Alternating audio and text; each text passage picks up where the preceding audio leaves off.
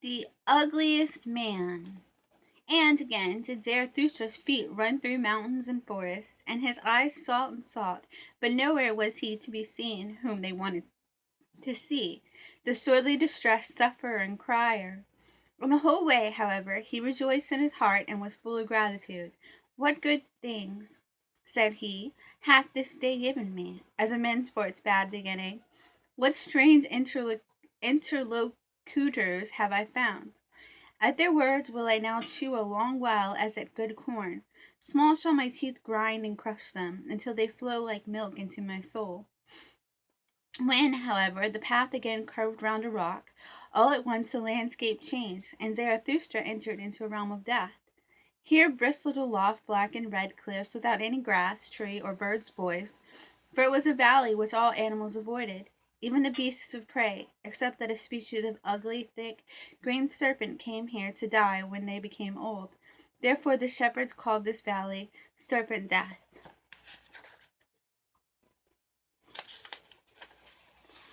Zarathustra, however, became absorbed in dark recollections, for it seemed to him as if he had once before stood in this valley, and much heaviness settled on his mind, so that he walked slowly and always more slowly, and at last stood still. Then, however, when he opened his eyes, he saw something sitting by the wayside shaped like a man, and hardly like a man, something nondescript. And all at once there came over Zarathustra a great shame, because he had gazed on such a thing.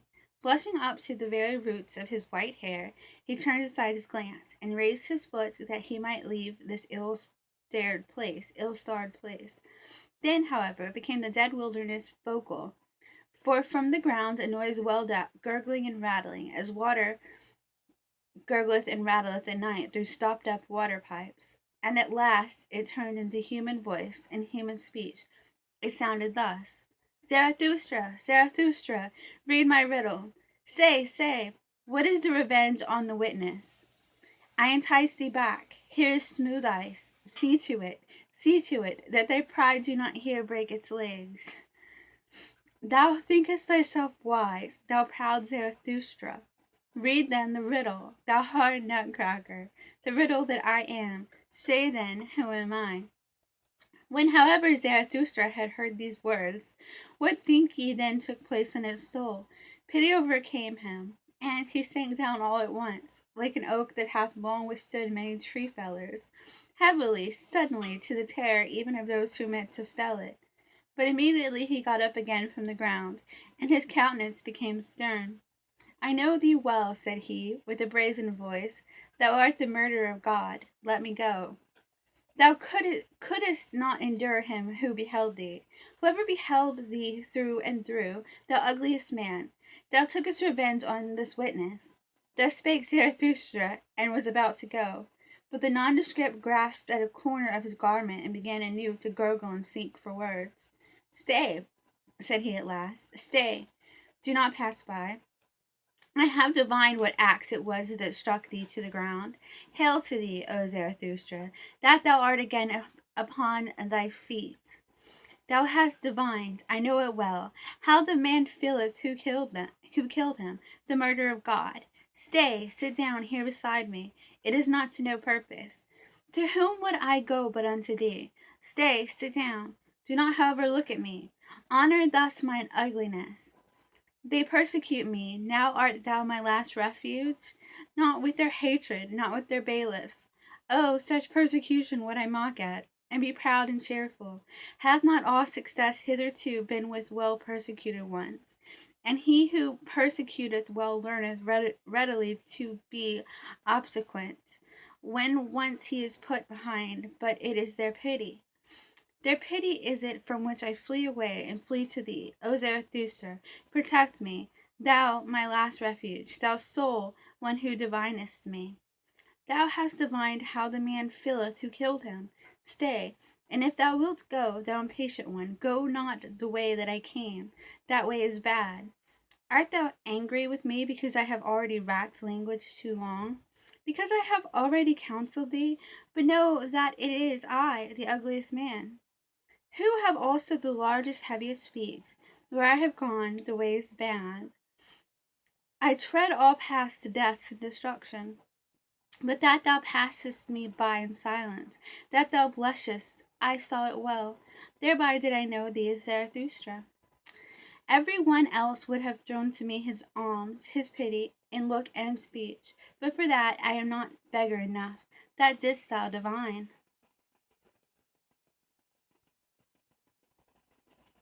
For that I am too rich, rich in what is great, frightful, ugliest, most unutterable.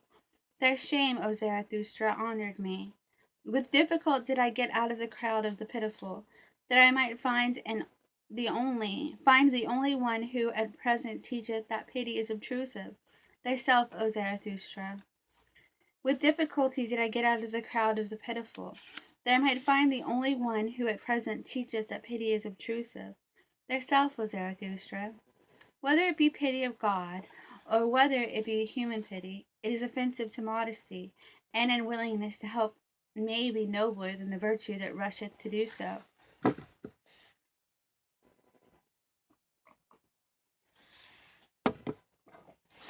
That, however, namely pity, is called virtue itself at present by all petty people. They have no reverence for great misfortune, great ugliness, great failure. Beyond all these do I look, as a dog looketh over the backs of thronging flocks of sheep. They are petty, good-willed, grey people. As the heron looketh contemptuously at shallow pools, with backward bent head, so do I look at the throng of grey little waves and wills and souls. Too long have we acknowledged them to be right, those petty people, so we have at last given them power as well. And now do they teach that good is only what petty people call good. And truth is at present what the preacher spake who himself sprang from them, that singular saint and advocate of the petty people, who testified of himself, I am the truth. That immodest one hath long made the petty people greatly puffed up, he who taught no small error when he taught, I am the truth. Hath an immodest one ever been answered more courteously? Thou, however, O Zarathustra, passest him by, and sayest, Nay, nay, 3 times nay. Thou warnest against his error, thou warnest, the first to do so, against pity, not every one, not none, but thyself and thy type. Thou art ashamed of the shame of the great sufferer, and verily, when thou sayest, From pity there cometh a heavy cloud, take heed, ye men. When thou teachest, all creators are hard, all great loves beyond their pity. O Zarathustra, how averse dost thou seem to me in weather signs! Thou thyself, however, warn thyself also against thy pity. For many are on their way to thee, many suffering, doubting, despairing, drowning, freezing ones. I warn thee also against myself. Thou hast read my best, my worst riddle, myself, and what I have done. I know the axe that felleth thee, but he had to die. He looked with eyes which beheld everything. He beheld men's depths and dregs, all his bidden ignominy and ugliness. His pity knew no modesty. He crept into my dirtiest corners. This most prying, over-intrusive, over-pitiful one had to die. He ever beheld me. On such a witness I would have revenge, or not live myself. The God who beheld everything, and also man, that God had to die. Man could not endure it, that such a witness should live. Thus spake the ugliest man. Zarathustra, however, got up, and prepared to go on, for he felt frozen to the very bowels. Thou nondescript, said he, thou warnest me against thy path. As thanks for it I praise mine to thee. Behold, up hither is the cave of Zarathustra. My cave is large and deep, and hath many corners. There findeth he that is most hidden his hiding place. And close beside it there are 100 lurking places and by places for creeping, fluttering, and hopping creatures. Thou outcast, who hast cast thyself out? Thou wilt not live amongst men and men's pity. Well then, do like me. Thus wilt thou learn also from me, only the doer learneth. And talk first and foremost to mine animals. The proudest animals and the wisest animal, they might well be the right counselors for us both. Thus spake Zarathustra, and went his way, more thoughtfully and slowly even than before, for he asked himself many things, and hardly knew what to answer. How poor indeed is man, thought he in his heart, how ugly, how wheezy, how full of hidden shame. They tell me that man loveth himself. Ah, how great must that self-love be! How much contempt is opposed to it!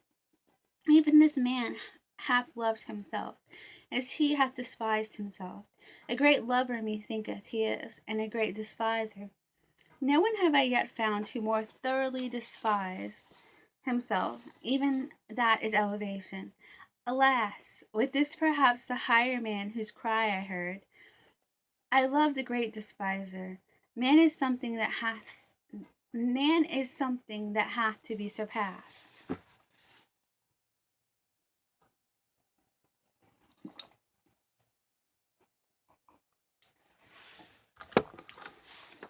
Thus spake Zarathustra.